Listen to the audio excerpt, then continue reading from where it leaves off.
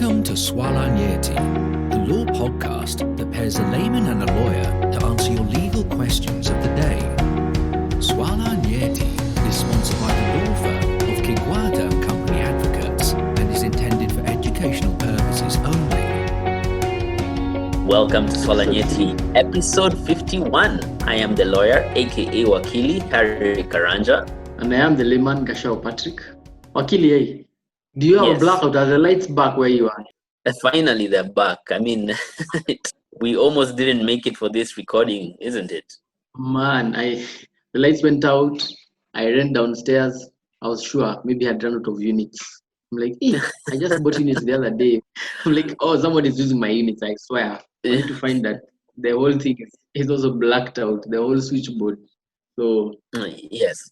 It was almost a national blackout. I believe there are several people who also did not have power across the country. You know what I find funny about blackout is it's like rapture. You say tomorrow morning, did you have a blackout? And guys are like, what blackout? Like one part of the country, okay. Especially the guys in the village are just fine. And I think people go to heaven. Someone will put a comment and say, in Lavington, there are lights. So yeah. And then you are realizing, well, but anyway. You have power now? I do. Yes. Yeah, you're hoping that I'll be able to read our question for today. Oh yeah, man. And the question for today is been hot, and it's just a question about the quack doctor Mugo or Wairimu. Do you remember that story, Wakili? Yeah, unfortunately, yes. So according to Capital News, I'll read for you. Okay. James Mugo or Wairimu, the fake doctor who operated a clinic in Nairobi without a license, has been sentenced. The quack doctor was jailed for 3 years after a court found him guilty of operating a clinic without a license from the Pharmacy and Poisons Board. And the magistrate, Martha Nanzushi, issued the ruling after upholding the evidence adduced by the prosecution witness. The court, however, gave him an option of paying Kenya shillings 1.4 million fine to be set free. Mugo was also convicted of operating a medical laboratory that was not registered by the Kenya Laboratory Practitioners Board. People just couldn't believe that he's been jailed for 3 years. People couldn't believe, or you can't? I am people are I. I speak for the masses. So what is it that is so shocking? I mean, if I understand it correctly, this Mugo or Wairimu was tried in court. He was found guilty, or he pleaded, or he was convicted on his own plea of guilty, and he was sentenced. To me, that sounds like exactly how the criminal justice system should work. Oh man, it's just that the sentencing just feels inadequate. This man, first of all, operated a clinic. Did you know that in Kenya, a doctor goes to school for 6 years, then goes for internship for an entire year, then they are posted somewhere or gets a job. And in all this, the doctor is dealing with lives. He was treating people, and there's even an accusation that he was sexually violating his patients or rape, let me put it that way. And after all this, Wakili, this man gets jailed for 3 years or can pay a fine of 1.4 million Kenya shillings only. Money, I think, what a doctor makes in a year, maybe. I mean, it just feels inadequate. Let me put it that way. Okay, I see what you're struggling with. Maybe then what we can talk about is when it comes to determining how to sentence someone for a criminal conviction, what is it that the court will take into account? Because probably if we look into that, then we can see whether this sentence is adequate or inadequate. And like usual, I think it's good to give you a list of things that the court would consider. Makes it easier to remember. So get out your pen and paper and see if we can put these down. So there are 4 things that I would say are principles that a court would follow when it is determining how to sentence someone. Of course, there are many other things which happen, but when you consider the principles, that they usually guide the court. So the first principle is proportionality. And this really means that the punishment which is given should be proportional to the offending behavior, the behavior that brought about the charge. That is the principle that was not applied. So, you see, when it comes to proportionality, okay, that principle of proportionality is also checked by a second principle. And that second principle is called uniformity. Essentially, when the court is passing judgment or when it is sentencing the convicted person, they're going to look at how have other convicted persons with similar facts been sentenced, because there has to be uniformity in how sentencing is done. You don't want to find one person was given 10 years, another person was given 1 year, and there's no consistency. And that consistency would make it very difficult for an accused person to have an idea of what to consider. I mean, as much as, yes, you're punishing this person, there must be consistency in how people are punished. There can't be bias, there can't be prejudice between one convicted felon and the next. So as much as proportionality, you are saying it seems it was not observed, remember, the court also has to consider uniformity and equality. So they will look at previous cases which had similar facts, and they will see what kind of sentencing was passed down there. But more than that, there is also a third principle. And this principle is that in how these sentencing guidelines, or in how the specific fines or years a person is sentenced, and how it's the court arrives at this, there must be accountability and transparency. And basically this means they can't just be picking these things from the air. Now, normally what happens is for every offense in law, there's usually created the penalty when convicted of that offense. So if you find these charges against Mugo Wairimu are operating a clinic without a license or trying to pass off as a doctor, those charges are offenses in law, and there is a prescribed penalty. I have a question. Yeah. Are these prescribed, as you're calling them, penalties? Almost like if I open the book of law, if there's something like that, I see if you do this, this is what happens. If you do A, B is the consequence. Yeah, pretty much. You'll find this is the offense and this is the penalty. So to determine how to sentence, that is what the court shall do. They'll open the specific section in the law that speaks about the offense. They will see what the prescribed penalty is, and based on that, they will now pass the judgment. Okay, what is the fourth one? Did you discuss the fourth one? So the fourth one is inclusiveness. Now, previously, what would happen is that the victim did not have a part to play in how sentencing was done. But after we promulgated the new constitution, the 2010 constitution, the victim now has an opportunity to be heard, to be included in the sentencing process. So this principle of inclusiveness ensures that the victim's voice is heard, and it's usually done through what we call a victim impact assessment. A victim impact assessment. Exactly. So those are the four principles that are being considered when the court is engaged in the sentencing process. And by considering those things, they ensure that whatever final sentence is meted out, is within those principles and guidelines. So as much as you might say this was inadequate, I am sure the court followed these principles in establishing the sentence that they finally passed. Today, Wakili, I have caught you. Let me tell you why. Today I decided to be a good layman and do some homework.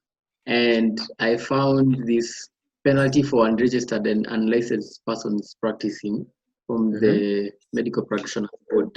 And under Section 22, the first article says that a person who is not registered or licensed, including a person aiding or assisting therein, under this Act, and makes or produces or causes to be made or produced any false or fraudulent presentation or declaration, either orally or in writing, commits an offense and shall be liable on conviction to a fine not exceeding 5 million shillings or to imprisonment for a term not exceeding 5 years or both. Mhm. This sentencing of today, nothing like that has happened. There is no 5 years and there is no 5 million. You still got away with it, Wakili. You keep telling me that Yeah. if you do A, B should apply. The Mm. offense that this guy the quack doctor has committed warrants Mhm. that he gets 5 years or 5 million or both. How come we don't see any of those? All right. So, first of all, I'm very impressed that you went and found that specific section. Well done to you. Thank you very much. So, let me clarify something. When it comes to the sentencing, which is prescribed in law, you will find most times then the figures which are given are not mandatory minimum. And if that is the case, then the court has discretion as to what they should actually sentence. In fact, those figures that you have just read for me, the 5 years and the 5 million shillings, those are the maximum penalties the court can mete out on an offender. But as far as minimum goes, the court has quite some discretion. I mean, I think you might have seen a case whereby a man was being accused of smuggling his wife out of Kenyatta National Hospital. And although he was convicted, I think even on his own guilty plea, the sentence he was given essentially had him walking out of court the very same day, a free man. So, but the court won't just apply this without consideration. There are a few things that the court will look at. One, they will look at the status of the accused person in terms of his health, in terms of where he has been. In this case, you find that this guy was in remand for 2 years already. So he had already served 2 years. They'll also look at whether this person is remorseful for his actions. They will also take a look at whether there has been some form of restitution to the victims or some attempt at that. And you can see in this case also the accused person, he was convicted on his own guilty plea, which shows that he has accepted that he did something wrong. And of course, they will also look at whether this person is a first offender or not.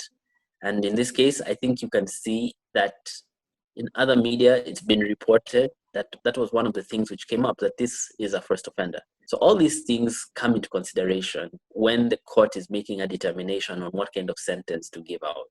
So as much as you are very correct that the law does prescribe those sentences that you have read, those are the maximum and not the minimums. Oh, Akili, man. This, however, has always get you out of jail card. In any case, I don't think 3 years is fair. Let me just put it that way.